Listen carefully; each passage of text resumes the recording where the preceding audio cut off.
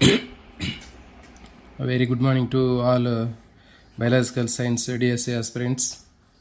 DSC prepare అయ్యేటటువంటి biological science ఆస్పిరెంట్స్కి intermediate second year జువాలజీకి సంబంధించినటువంటి జెనెటిక్స్ మనం చేస్తున్నామండి.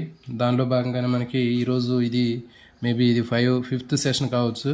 ఈ ఫిఫ్త్ సెషన్లో మనకి డ్రోసోఫిలాలో లింగ నిర్ధారణ, జన్యు తులన సిద్ధాంతము, కొన్ని ఇంకా ఈ క్రోమోజోమ్స్లో అపసవ్యత వల్ల అంటే అవియోజనం జరగటం వల్ల ఎలాంటి అపస్థితులు ఏర్పడతాయి అనేటటువంటివి ఇక్కడ మనం చూద్దామండి.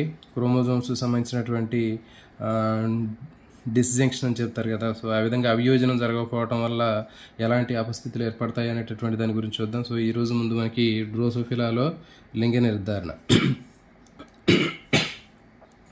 సో ఈ టాపిక్ చాలా చాలా ఇంపార్టెంట్ అండి. మరి దీన్ని తీసుకున్నట్లయితే మనకి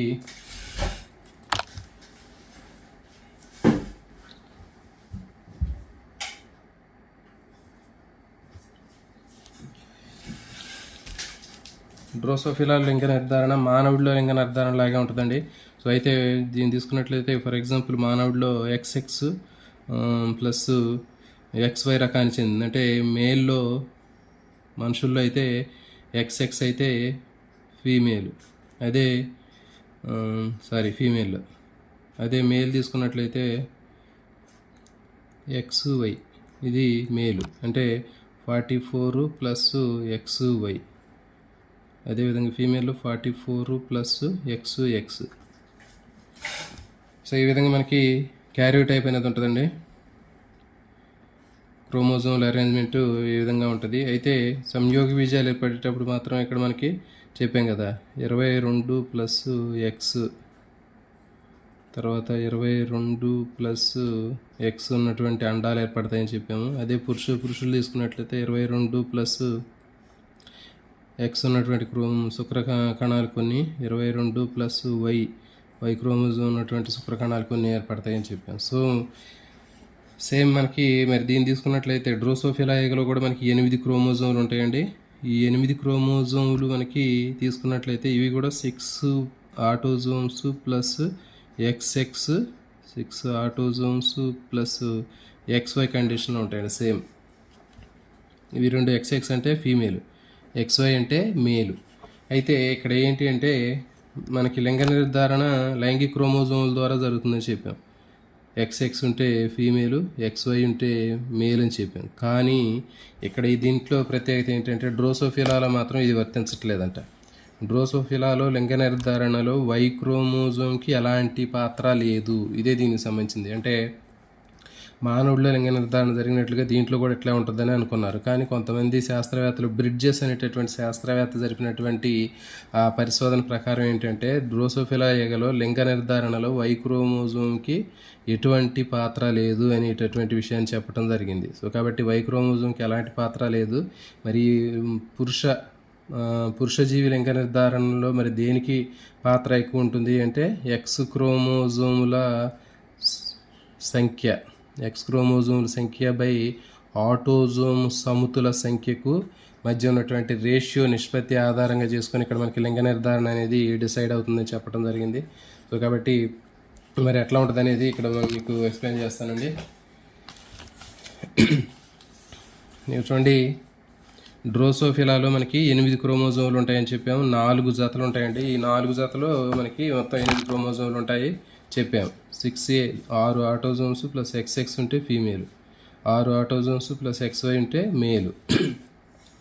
అయితే ఈ డ్రోసోఫిలాలో లింగ నిర్ధారణ మానవుడిలో జరిగేటటువంటి లింగ నిర్ధారణ కంటే డిఫరెంట్గా ఉంటుందని చెప్పాము. ఎట్లాగంటే దీంట్లో మరి లింగ నిర్ధారణ అనేది బ్రిడ్జెస్ అనేటటువంటి శాస్త్రవేత్త పరిశీలన చేసిన తర్వాత అతను జన్యు తులన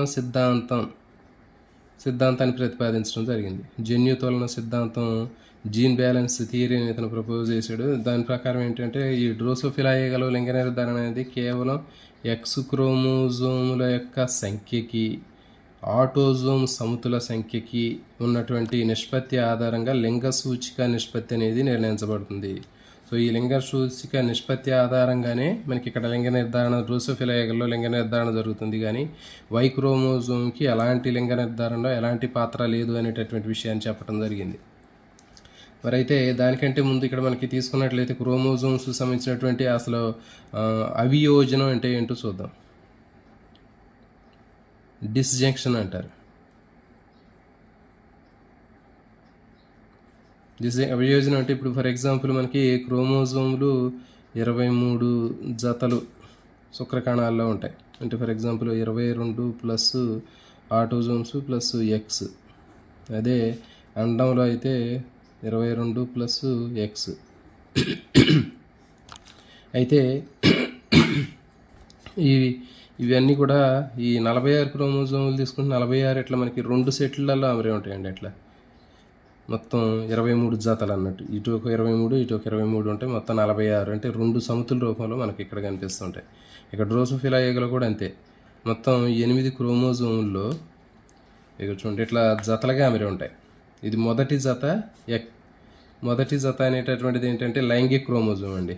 అంటే అది ఎక్స్ఎక్సా ఎక్స్వై అనేటటువంటిది మొదటి జత లైంగిక క్రోమోజోములకు సంబంధించింది. తర్వాత మిగిలిన 3 జతలు కూడా శారీరక క్రోమోజోములకు సంబంధించినవి, అంటే ఆటోజోములకు సంబంధించినవి.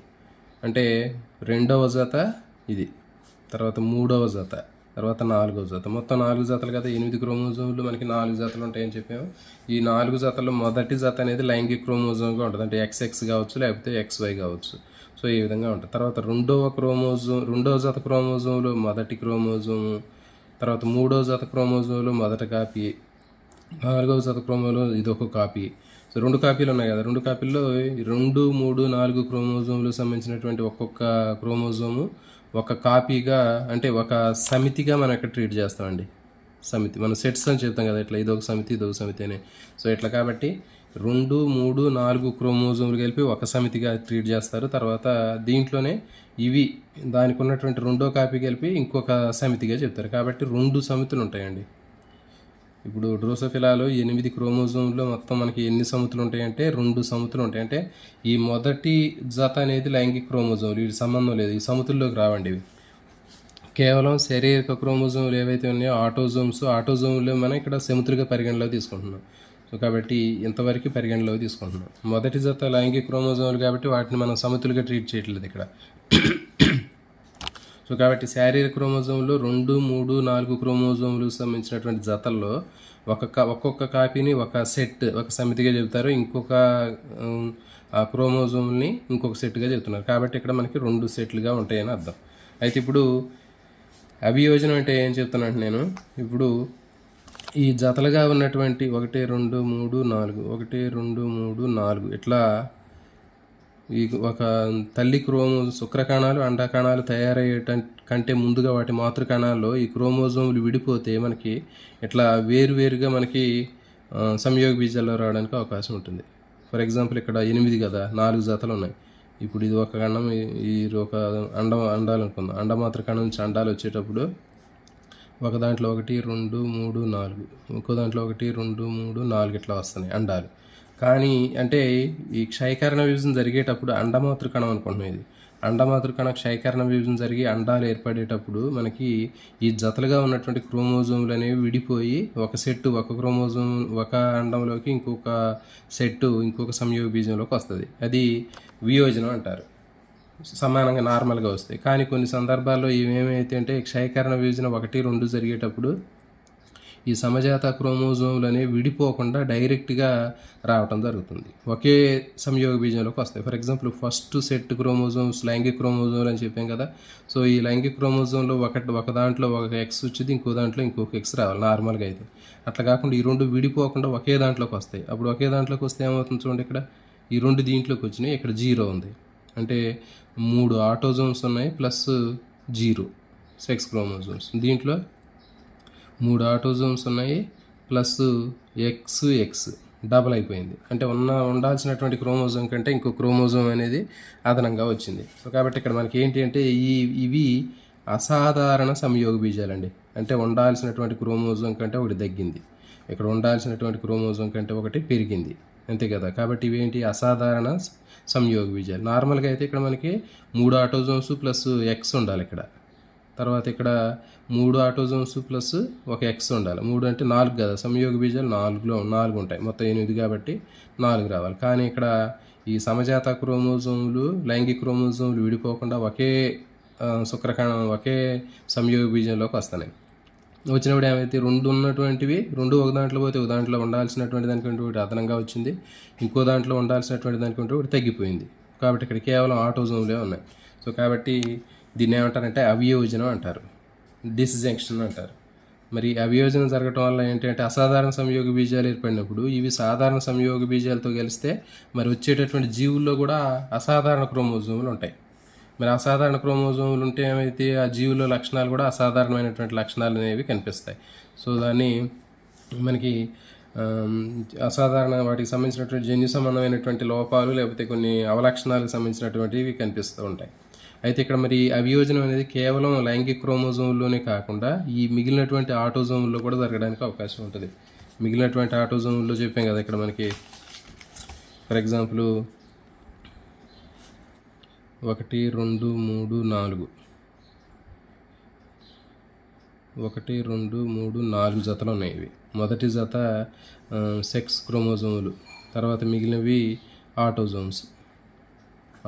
అయితే ఇప్పుడు ఈ అవియోజనం జరగటేటప్పుడు శారీరక లైంగిక క్రోమోజోములే కాకుండా శారీరక క్రోమోజోములు కూడా అవియోజనం జరగడానికి అవకాశం ఉంటుంది. ఎందుకంటే ఫర్ ఎగ్జాంపుల్ ఇది అండమాతృ కణం అనుకుంటే ఈ అండమాతృ కణం నుంచి వచ్చేటటువంటి అండాల్లో ఇవి చూడండి జనరల్గా 1 2 3 4 ఉండాలి, అంటే 4 క్రోమోజోములు ఉండాలి. విడిపోతే దీంట్లో 4 ఉండాలి. కానీ ఇవి విడిపోకుండా ఏమైతే అంటే దీంట్లోకి వచ్చేస్తాయి, రెండు ఒకే దాంట్లోకి వస్తాయి. అంటే ఏంటి ఇప్పుడు మొత్తం ఒక ఎన్ అని చెప్పాం కదా, అప్పుడు 2n అవుతుంది. లేకపోతే 2 డబల్ అయితే ఇవి డబల్ అయినప్పుడు ఏమవుతుందంటే 2n అవుతుంది. ఇందులో మనకి అసలు ఏముండవు. సో కాబట్టి ఈ విధంగా శారీరక క్రోమోజోములు కూడా ఒక్కోసారి డబల్ అయ్యే అవకాశం ఉంటుంది. సో కాబట్టి అట్లా అయితే దాన్ని త్రయస్థితికం అని చెప్తారు. ఇప్పుడు మరి అసాధారణ సంయోగ బీజాలు, ఈ అసాధారణ 2n కండిషన్లో ఉన్నటువంటి సంయోగ బీజాలు తర్వాత ఇంకోటి మామూలుగా ఉన్నటువంటి n కండిషన్లో ఉన్నటువంటి దాంతో కలిసినప్పుడు 4 క్రోమోజోములు ఉన్నటువంటి నార్మల్గా ఉన్నటువంటి శుక్రకణంతో కలిస్తే అప్పుడు 2n కలిస్తే 3n అవుతుంది. ఓకేనా, అంటే త్రయస్థితిక జీవులు ఏర్పడుతున్నాయి. సో కాబట్టి ఈ విధంగా మనకి గుర్తుపెట్టుకోండి, క్రోమోజోములు అనేవి ఉన్నటువంటి 8 క్రోమోజోములు నార్మల్గా మనకి 2 సంయోగ బీజాలు ఏర్పడినప్పుడు 4 రావాలి. అట్లా కాకుండా ఈ సంయోగ బీజాలు అనేవి ఏర్పడేటప్పుడు వాటిలో ఉన్నటువంటి లైంగిక క్రోమోజోములు కానీ శారీరక క్రోమోజోములు కానీ సమానంగా విభజించకపోవడం వల్ల ఒక దాంట్లో ఎక్కువ ఒక దాంట్లో తక్కువ వచ్చే అవకాశం ఉంటుంది. సో దీన్ని ఏమంటారంటే డిస్జంక్షన్ అంటారు, అవియోజనం అంటారు. అంటే క్షయకరణ విభజన జరిగేటప్పుడు సమానంగా విభజించకపోవడం వల్ల అసాధారణ సంయోగ బీజాలు ఏర్పడతాయి. అంటే క్రోమోజోములు ఎక్కువ తక్కువ ఉన్నటువంటివి ఏర్పడతాయి. మరి ఎక్కువ తక్కువ ఉన్నటువంటివి మళ్ళీ నార్మల్గా ఉన్నటువంటి సంయోగ బీజాలతో కలిస్తే వాటి నుంచి వచ్చేటటువంటివి కూడా అసాధారణ సంయుక్త బీజాలు ఏర్పడడానికి అవకాశం ఉంటుంది. వాటిలో మరి కొన్ని అపసవ్యతలు అనేవి ఏర్పడడానికి అవకాశం ఉంటుంది. సో దానికి సంబంధించింది ఇతను ఏం చెప్పాడు అంటే చూడండి, ఇప్పుడు 2 సమితులు అని చెప్పాము మనం. ఓకే, ఇవి 2 క్రోమోజోములు, ఇదొక సమితి ఇదొక సమితి అని చెప్పాము. ఇతను ఏం చెప్పాడంటే జనరల్గా ఫీమేల్ తీసుకున్నట్లయితే రెండు లైంగిక క్రోమోజోములు ఉన్నాయి కదా, లైంగిక క్రోమోజోముల సంఖ్యకి ఆటోజోమ్ సముతుల సంఖ్యకు మధ్య ఉన్నటువంటి నిష్పత్తి ఆధారంగా లింగ నిర్ధారణ జరుగుతుందని చెప్పాడు. అంటే ఇక్కడ చూడండి మనకి ఫీమేల్లో ఎన్ని ఉంటాయి,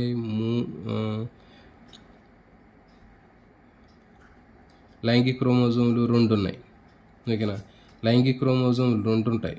తర్వాత ఆటోజోమ్ సముతుల సంఖ్య ఎన్ని అంటే ఇక్కడ మనకి ఇవి కాకుండా మిగిలినవి ఇదొక సమితి ఇదొక సమితి, మొత్తం 8 క్రోమోజోముల్లో మనకి ఎట్లా అరేంజ్మెంట్ ఉన్నప్పుడు క్యారియర్ టైప్లో దీంట్లో ఒక జత XX లైంగిక క్రోమోజోములు, అంటే X క్రోమోజోముల సంఖ్య 2 బై ఆటోజోమ్ సమితుల సంఖ్య ఇదొక సమితి ఇదొక సమితి బై 2 XX/2. దీంట్లో తీసుకున్నట్లయితే 2/2 అంటే 1 వస్తుంది. కాబట్టి ఇతను ఏం చెప్పాడంటే లింగ నిర్ధారణలో లైంగిక క్రోమోజోముల సంఖ్యకి ఆటోజోమ్ సముతుల సంఖ్యకి మధ్య ఉన్నటువంటి నిష్పత్తి ఆధారంగా ఇక్కడ లింగ నిర్ధారణ జరుగుతుందని చెప్పాడు. మరి ఇక్కడ 1 వస్తే స్త్రీ ఏగ అని చెప్పాడు. స్త్రీ ఏగకి ఎప్పుడైనా సరే 1 రావాలి రేషియో. లైంగిక క్రోమోజోములకి ఆటోజోముల సమితుల సంఖ్యకి మధ్య ఉన్నటువంటి నిష్పత్తి అనేది ఇప్పుడు కూడా మనకి ఎంత రావాలంటే 1 వస్తే అది సాధారణమైనటువంటి స్త్రీ ఏగ. తర్వాత పురుష ఏగని తీసుకున్నట్లయితే పురుష ఏగలో మనకి చూడండి దీంట్లో లైంగిక క్రోమోజోములు ఎన్ని ఉంటాయి? ఎక్సే చదువుతున్నాం మనం జనరల్గా. ఇక్కడ మామూలుగా ఉన్నటువంటి పురుష ఏగం తీసుకుంటే XY కదా దానికి. తర్వాత బై 2 ఆటోజోములు అనేవి 2 ఉన్నాయి. దీన్ని మనం వేసుకుంటున్నాం జనరల్గా ఉన్నటువంటి ఏగ, సాధారణ ఏగకి. అయితే ఇక్కడ Y క్రోమోజోమ్తో సంబంధం లేదని చెబుతున్నాం. ఇతను ఏం చెప్తున్నాడంటే బ్రిడ్జెస్ Y క్రోమోజోమ్కి ఎలాంటి సంబంధం లేదు, లింగ నిర్ధారణలో ఓన్లీ X క్రోమోజోమే అంటున్నాడు. అంటే ఏంటి? ఇక్కడ 1/2 కదా, ఎన్ని ఉన్నాయి? X క్రోమోజోములు 1 ఉన్నాయి, Yతో సంబంధం లేదు మనకి. X క్రోమోజోమ్ బై ఆటోజోమ్ సమతుల సంఖ్య 2 ఉన్నాయి. కాబట్టి 1/2 అంటే ఎంత? 0.5. సో కాబట్టి డ్రోసోఫిలాలో మగ ఈగలో లింగ నిర్ధారణకి మనకి ఎన్ని ఉంటుంది? ఆ వాల్యూ ఎంత అంటే 0.5. గుర్తుపెట్టుకోండి అండి. పురుష ఈగలో సాధారణ పురుష ఈగకి నిష్పత్తి అనేది, లింగ సూచిక నిష్పత్తి అనేది 0.5 ఉంటుంది.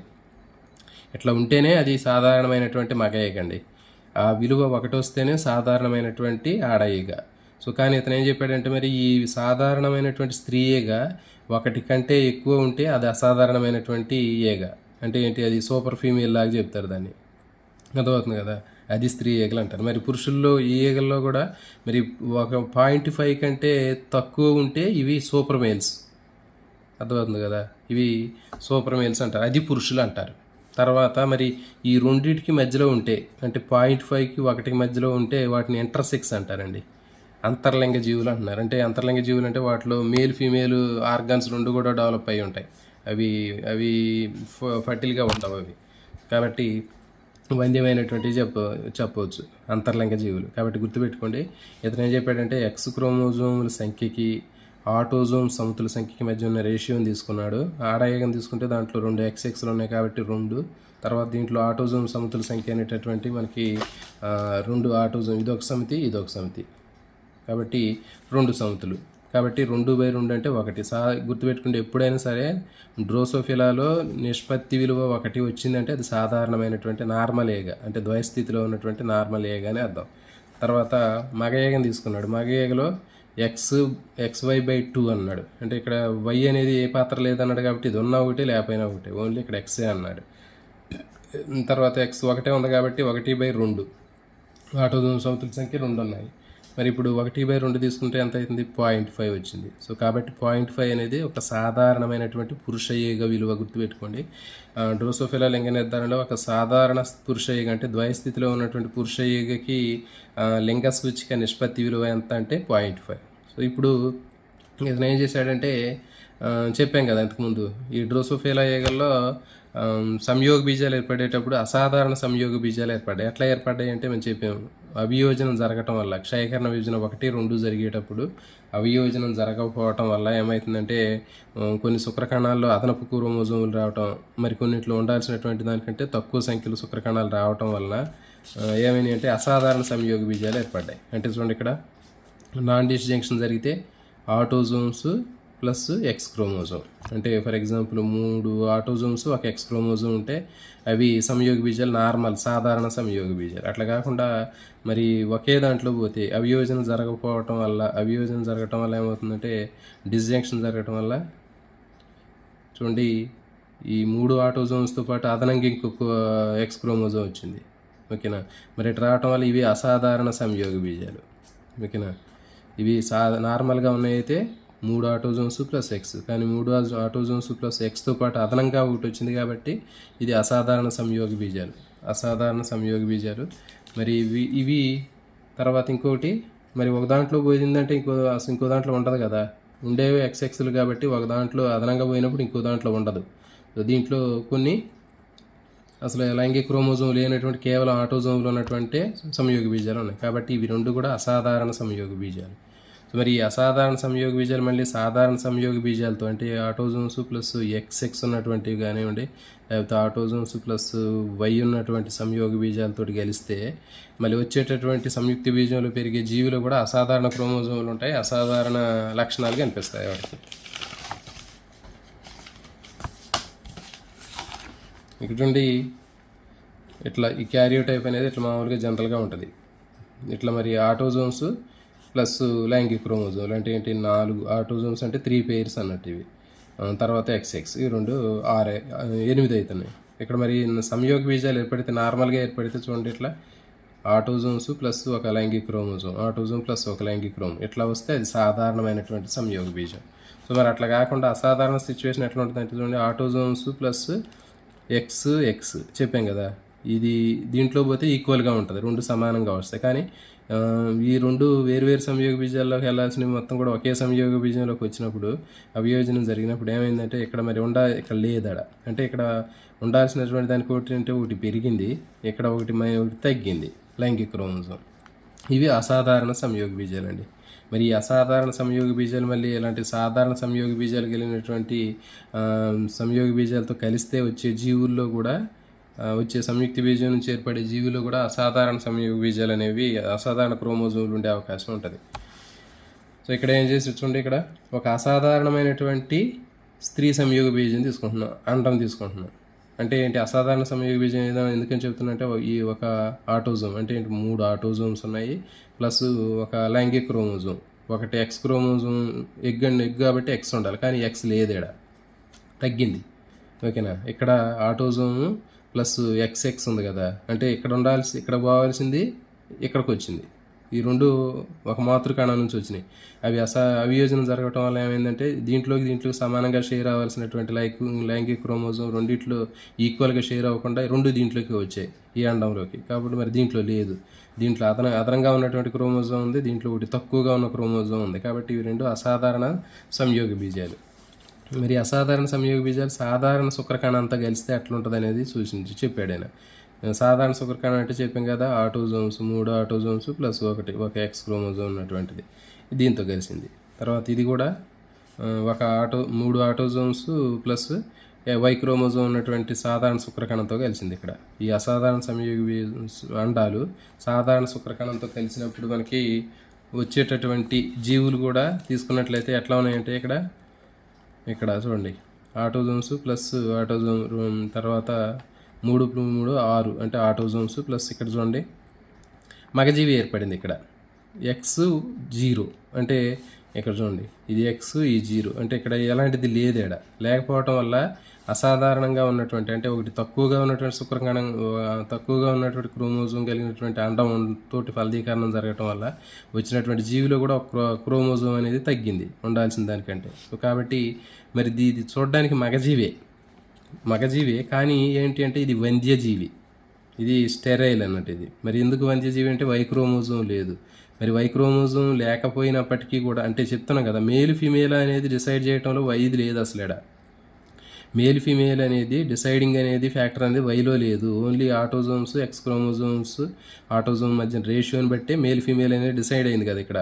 మరి ఆ మగజీవి మరి వై దేనికి పని చేసిద్ది అంటే అది స్టెరైల్గా చేసిద్ది, అంటే వై ఉంటే ఫలవంతమైనటువంటి పురుషజీవి, వై లేకపోతే వంద్యజీవి. మరి ఇక్కడ చూడండి వై లేదు కాబట్టి చూడటానికి అది మగయేగే, కానీ దీంట్లో వంద్యయేగా. ఇది మనుషుల్లో కూడా అంతే. మరి అంటే ఇట్లా మనకి కానీ దీనికి కొంచెం తేడా ఉంటుంది మనుషుల్లో. దీనికి ఇక్కడ చెప్తున్నాను, ఇక్కడ ఆటోజోమ్స్ ప్లస్ ఎక్స్ 0 అని చెప్పినాం, ఆటోజోమ్స్ ఎక్స్ క్రోమోజోమ్ ఒకటే ఉంది కాబట్టి ఇక్కడ ఇది మరి చూడటానికి మగయేగే, కానీ ఇది ఎలాంటిది అంటే వంద్యయేగా. ఇది మళ్ళీ సంతానానికి ఉపయోగపడుతుంది, ఫలవంతమైన శుక్రకణాలని ఉత్పత్తి చేయట్లా. సో ఇక్కడ చూడండి మళ్ళీ ఇది కూడా అంతే, ఒక అసాధారణ అంటే ఒక ఎక్స్ట్రా ఉన్నటువంటి క్రోమోజోమ్ కలిగినటువంటి ఈ అండాన్ని నార్మల్గా ఉన్నటువంటి శుక్రకణంతో ఫెర్టిలైజేషన్ చేసినప్పుడు అసాధారణమైనటువంటి సంయోగ బీజాలు ఏర్పడుతున్నాయి. అంటే ఇక్కడ ఒకటి తగ్గింది, ఇక్కడ ఒకటి పెరిగింది, అంటే ఏంటి ఎక్స్ వై ఇట్లా ఈ కాంబినేషన్లో ఏర్పడింది. అంటే ఇది మరి సాధారణ ఆడయ్యేకే మళ్ళీ ఇది అర్థమవుతుంది కదా. మరి ఎందుకు అంటే ఇక్కడ ఈ రెండు పరిగణలో తీసుకున్నారు కానీ దీని పరిగణలో తీసుకోవట్లేదు. ఇక్కడ వై క్రోమోజోమ్ ఉన్నప్పటికీ కూడా ఇక్కడ ఈ 2 క్రోమోజోమ్లనే పరిగణలోకి తీసుకుంటున్నారు. కాబట్టి ఇది సాధారణమైనటువంటి ఆడయేగా ఉంది. మరి ఆడయేగా అయినప్పటికీ కూడా వై క్రోమోజోమ్ ఉన్నప్పటికీ కూడా మరి దీంట్లో వై క్రోమోజోమ్కి లింగ నిర్ధారణలో ప్రాధాన్యత లేదు. కాబట్టి ఇది ఏమవుతుందంటే దీంట్లో ఆడయేగా అయినప్పటికీ కూడా వై క్రోమోజోమ్ ఉన్న ఆడ లక్షణాలు ఏమీ లేవు దీనికి, అర్థమవుతుంది కదా. సో కాబట్టి ఇవి సాధారణమైనటువంటి ఆడయేగలుగా పరిగణించడం జరిగింది. ఇప్పుడు ఇతను ఏం చేసేటువంటి కొన్ని ప్రయోగాలు అతనికి త్రయస్థితిక ఆడయేగలు దొరికినాయి అంట. అంటే ఏంటి 3 సెట్లు ఉన్నటువంటివి ఎక్స్ ఇంతకుముందు చెప్పాం కదా మనం. మొత్తం ఈ శారీరక మొత్తం దీంట్లో ఉన్నటువంటి 4 జతల క్రోమోజోమ్స్ విడిపోయినప్పుడు 4 + 4 ఉన్నటువంటివి రావాలి, ఇందులో 4 ఇందులో 4 ఉన్న సంయోగ బీజాలు రావాలి. అట్లా కాకుండా ఇవి మొత్తం ఒకే సెట్, ఇందులో ఉన్నటువంటి మొత్తం కూడా ఒకే దాంట్లో పోయినప్పుడు మనకి ఇది త్రైస్థితికం అయిద్దండి. దీంట్లో పోయినప్పుడు ఇవి మొత్తం ఇక చూడండి విడిపోకుండా అండాలు మొత్తం 8 క్రోమోజోమ్ 4 సెట్లుగా ఉన్నటువంటివి విడిపోయినప్పుడు 4 వేరువేరు సంయోగ బీజాలు పోకుండా ఇవి మొత్తం ఒకే దాంట్లోకి వచ్చినాయి, అసాధారణ సంయోగ బీజం. ఇది మళ్ళీ నార్మల్గా ఉన్నటువంటి 4 క్రోమోజోములు ఉన్నటువంటి శుక్రకణంతో కలిస్తే ఏమవుతుంది, త్రైస్థితికం అవుతుంది కదా. ఇవి ద్వైస్థితికము, 3 ఆటోజోమ్స్, ఈ 2 ఇందులో ఒక సెట్ ఆటోజోమ్స్ కాబట్టి 3 ప్లస్ ఇవి 3, అర్థమైంది కదా. కాబట్టి అసాధారణ ఆడయేగలు వచ్చినాయి, అతనికి కనపడ్డాయి. ఈ త్రైస్థితికి ఆడయేగలు, ఈ త్రైస్థితికి ఆడయేగల్ని సాధారణ మగయేగతోటి మళ్ళీ అతను సంపర్కం చేయించినప్పుడు ఇది చూడండి, త్రైస్థితికం అంటే ఈ మూడు ఉంటాయి. తర్వాత ఇవి కూడా డిస్జంక్షన్ వలన ఏర్పడుతున్నాయి, అవియోజనం వల్ల. సాధారణ మగయేగ అంటే ఆటోజోమ్స్ తర్వాత XX, ఓకేనా. ఇవి సాధారణ మగయేగలు. ఈ రెండింటికి మధ్య క్రాసింగ్ చేస్తే అతనికి జనరల్గా రావాల్సినటువంటి సాధారణ స్త్రీ ఏగతో పాటు సాధారణమైనటువంటి ఆడయేగ, తర్వాత సాధారణమైనటువంటి పురుష ఏగతో పాటు అదనంగా ఇంకా 3 రూపాలు వచ్చినాయండి. అదనంగా ఇంకోటి 3 ఏగలు వచ్చినాయి. మరి అవి ఎట్లా ఉంటాయని చూద్దాం. ఇవి ఆల్రెడీ మనం చెప్పినాం. స్త్రీ అంటే XX, తర్వాత 2 ఆటోజోమ్స్ అవుతారు. 2/2 అంటే 1 వస్తే సాధారణ ఏగ అని చెప్పాం. తర్వాత పురుష ఏగని తీసుకున్నట్లయితే XY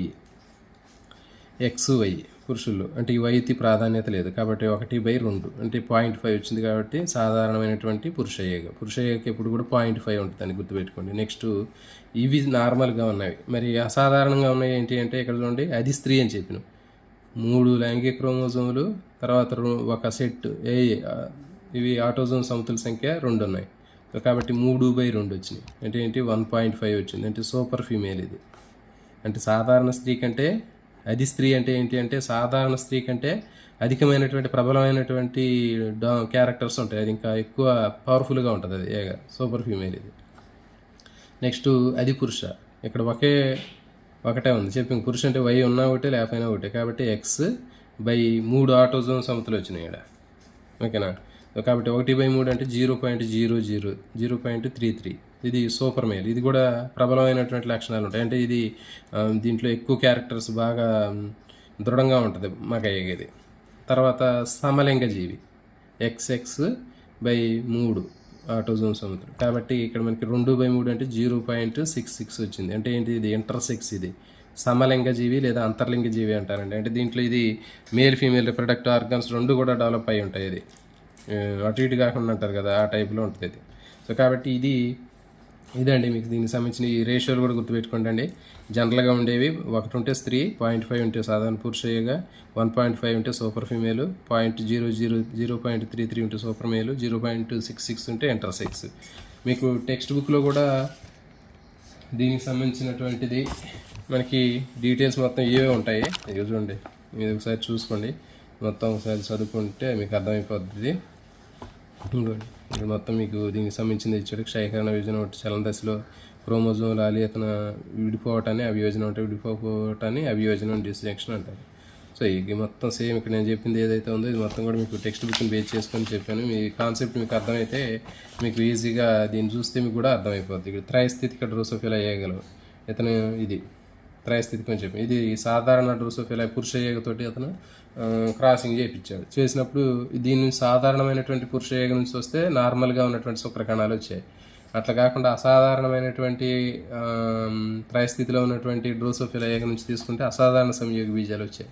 ఇగో చూడండి, ఇది అంటే మొత్తం దీని నుంచి వచ్చేటటువంటి ఈ రకమైనవి వస్తాయి. ఇది నార్మల్ అసలు అయితే, ఓకేనా. కానీ ఇక్కడ ఆటోజోమ్ సమతులు పెరిగిపోయాయి, ఒకటి తగ్గింది లైంగిక క్రోమోజోమ్. ఇక్కడ ఆటోజోమ్ సమతులు లైంగిక క్రోమోజోములు పెరిగాయి. సో ఇట్లా మనకి వేరియేషన్స్ అనేవి కనపడ్డాయి. సో ఇప్పుడు మనకి క్రాసింగ్ చేసినప్పుడు వీటి నుంచి వచ్చినటువంటివి వీటి నుంచి వచ్చినవి తీసుకున్నట్లయితే మనకి మొత్తం ఎట్లా వస్తున్నాయి అంటే నార్మల్గా ఉన్నటువంటి ద్వైస్థితిక స్త్రీజీవి అండి, దాంతోపాటు ద్వైస్థితిక పురుషజీవి, రెండు కూడా నార్మల్ సాధారణమైన ఏగలు. దాంతోపాటు మనకి త్రైస్థితిక స్త్రీజీవి వచ్చింది, తర్వాత త్రైస్థితిక సమలింగ జీవి వచ్చింది, ఇవి అదనంగా వచ్చినటువంటివి. తర్వాత అది పురుషజీవి, అది స్త్రీజీవి వచ్చింది. సో ఇది దీనికి సంబంధించిందండి.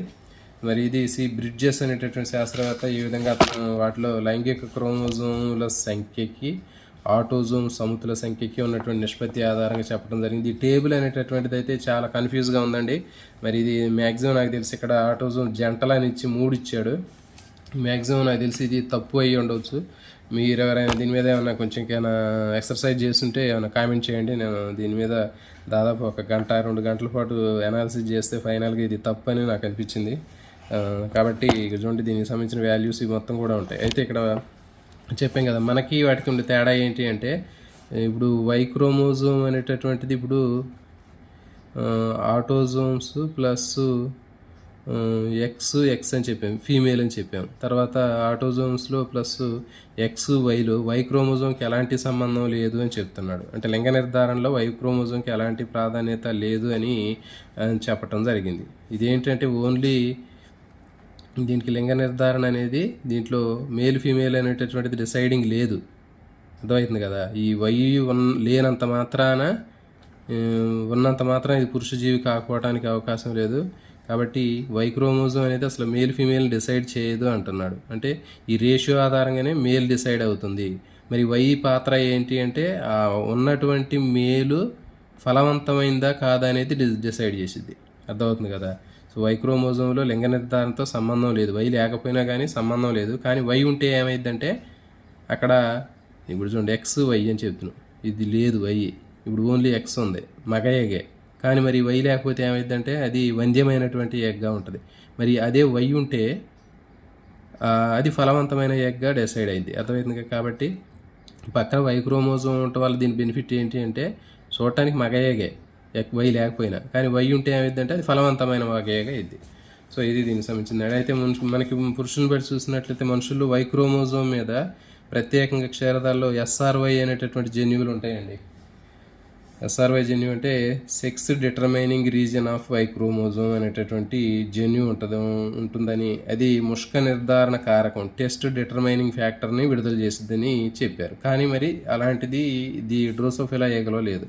డ్రోసోఫిలా ఏగలో మనకి వై క్రోమోజోమ్ మీద ఉండేటటువంటి SRY జన్యువు అనేది దీంట్లో లేదండి. ఆ జన్యువు లేకపోవటం వల్ల ఇది ముష్క నిర్ధారణ కారకం అనేటటువంటి దాన్ని ఉత్పత్తి చేయలేకపోతుంది. ఇదేం చేసిద్ది అంటే స్త్రీ బీజకోశాలను కూడా ముష్కాలుగా మార్చిద్దంట అభివృద్ధి చెందేటప్పుడు. సో ఇది దీనికి సంబంధించింది. కాబట్టి వై క్రోమోజోమ్లో డ్రోసోఫిలాలో పురుషత్ఫలత్వానికి శుక్రకణాలు విభేదనానికి తోడ్పడతాయి. వై క్రోమోజోమ్ లేని పురుష జీవుల్లో శుక్రకణాలు చలనరహితంగా ఉంటాయి. చెప్పాం కదా, వై క్రోమోజోమ్ లేకపోతే అది మగజీవి, కానీ ఆ పురుష జీవులు శుక్రకణాలు చలనరహితంగా ఉండి ఫలవంతమైనటువంటి శుక్రకణాలు ఉండవు. సో అది దీనికి సంబంధించిందండి. మనకి నెక్స్ట్ సెషన్లో ఇంకా వేరే చూద్దాం. మాకు కొంచెం చెప్పాం కదా, ట్రైనింగ్కి వెళ్తున్నాం కాబట్టి నెక్స్ట్ ఇదో ఈ సెషన్ని కొంచెం ఏదైనా ఒక టాపిక్ చెప్పాలనే ఉద్దేశంతో చెప్పాము. కాబట్టి మీ వీలుంటే నైటు కూడా దీనికి సంబంధించిన కంటిన్యూషన్ చేద్దామండి. వీడియో చూసేట ఆస్పిరెంట్స్ అందరూ కూడా వీడియోని లైక్ చేయండి, అదేవిధంగా మీ ఫ్రెండ్స్కి షేర్ చేయండి. Thank you for watching.